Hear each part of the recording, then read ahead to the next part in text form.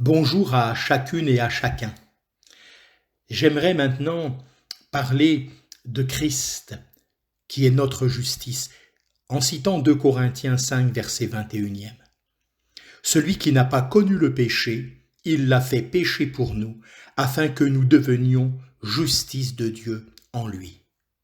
Dans la parabole du fils prodigue, le père se jette au cou de son fils repentant et le couvre de baisers, puis il dit à ses serviteurs « Apportez dehors la plus belle robe et l'en revêtez », évoqué en Luc 15, verset 22, comme nous l'avons partagé.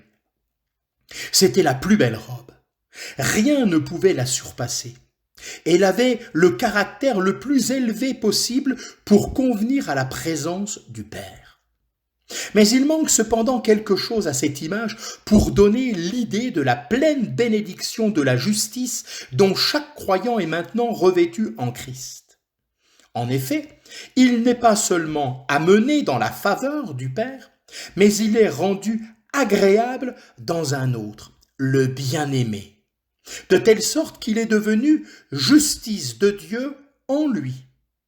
Grâce à Christ, en vertu de son obéissance et de son œuvre qui a glorifié Dieu, ceux pour lesquels il a souffert ont pu devenir justice en lui, selon la pensée éternelle de celui qui est l'Éternel notre justice. Jérémie chapitre 33 verset 16. C'est pourquoi Dieu, dans sa grâce, l'a fait justice pour nous. 1 Corinthiens chapitre 1er verset 30. Sur une base particulière, la base de la foi, Romains 1, 17. Il n'y a pas de paix assurée pour l'âme tant qu'elle n'a pas eu la justice de Dieu.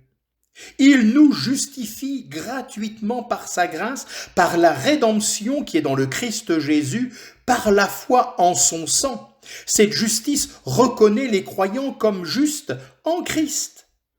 De quelle manière béni l'évangile de Dieu révèle la justice de Dieu. Il est bien doux de savoir que Christ est notre justice, que par une grâce sans pareille, nous sommes devenus justice de Dieu en lui.